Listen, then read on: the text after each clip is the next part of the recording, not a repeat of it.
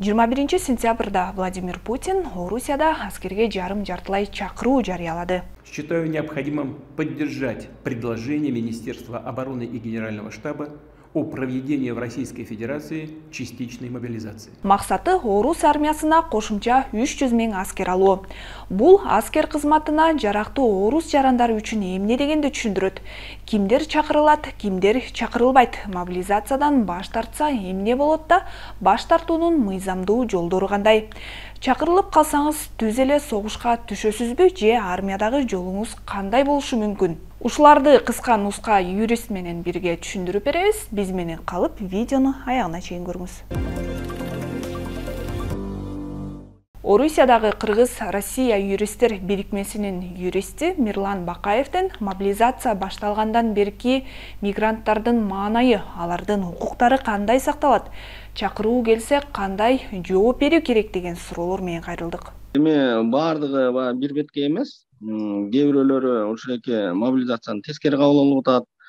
Эми мобилизациянын өзү негизги максатын билиш керек, потому что мобилизацияда жазылган да частичная мобилизация депчи. Бир кезенде жарым-жартылай болгондо ушу аскердик кандайдыр бир кесиби бар, мурун аскердик даярдыктан өткөн адамдар чакырылат деп турат.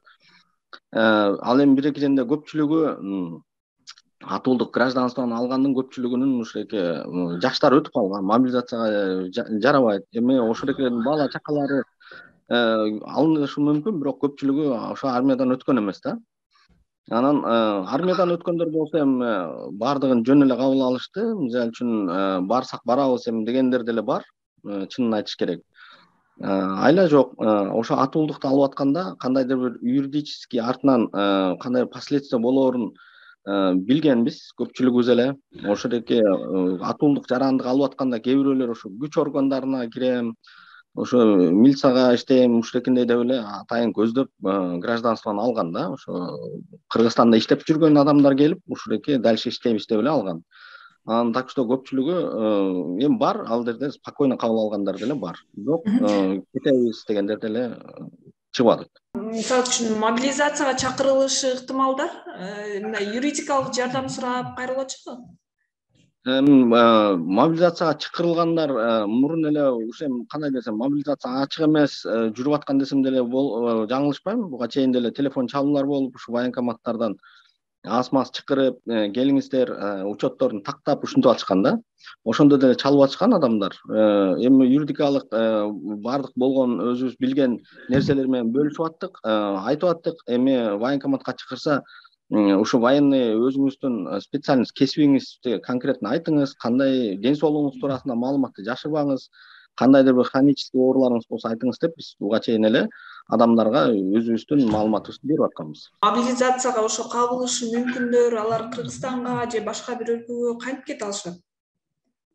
Эми азыр жеке эле баягы орус жарандыгын алган кыргыздар эмес, ушул жерде жашаган өздүү местный жашоочулар, жергиликтүү жашоочулар, тургундар, орус улутунун өкүлдөрү, башка улуттун өкүлдөрү дагы азыр чыгып кеткенге аябай аракет кылып атышат Россиядан. Өзүңүздөр байкагандай азыр ушуреки Турция, Армения, Өзбекстан, Кыргызстан ушуреки тараптарга аябай билеттер кымбаттап кетти. Биздин угушубузча бүгүн баардык аэропорттордо жана башка ошо темир жол бекеттеринде тыюу салынган ушуреки мобилизацияга жата турган адамдардын чыгуусуна. Бөгөт коюп атышат, аракет кылып атышат, но эми чыгып кеткенге аракет кылып атышат, бирок чыга албайт го деп ойлойм да уже. Уже чыга албай калдык. Эми биз спокойно эле кабыл алдык. Айла жок эми. Кандай болгон күндө дагы башка түшкөн күндү көрөбүз. Неме чыгып аткан кишилерге неме бериш керек да, баягы чыгып кеткенге уруксат кагаздарын бериш керек.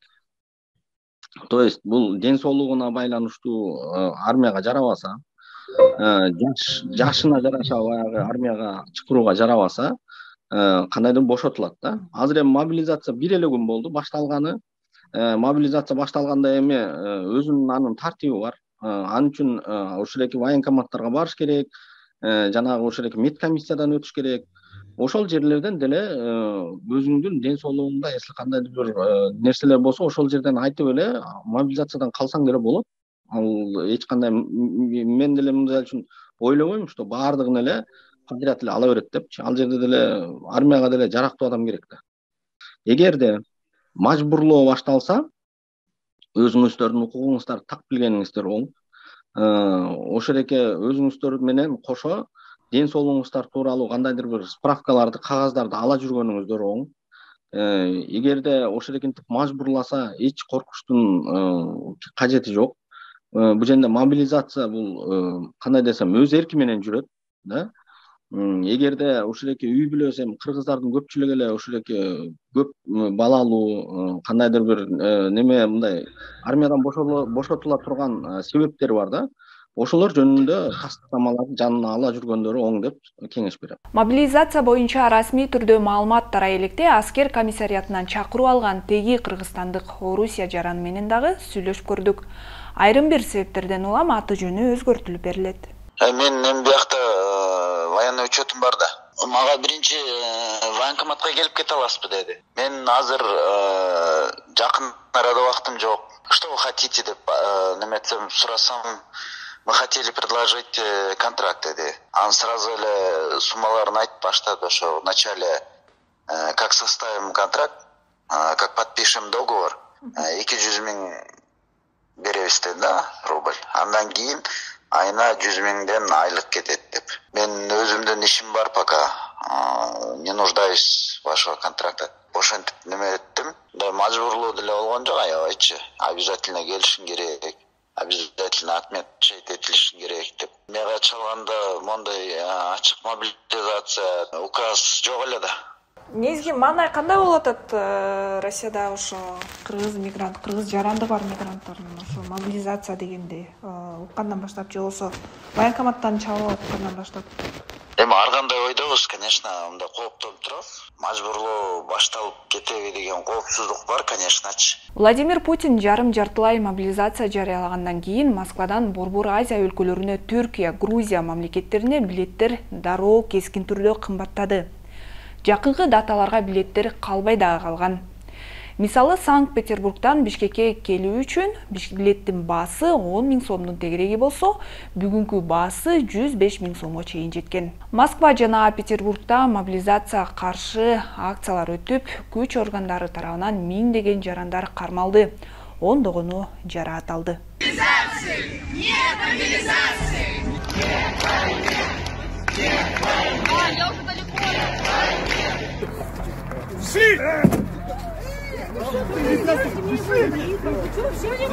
Бүгүн мобилизациянын айрым мыйзамдуу жагдайларын түшүнүүгө аракет кылдык. Сиздер менен мен Мерим Айникеева болдум. Көрүшкөнчө.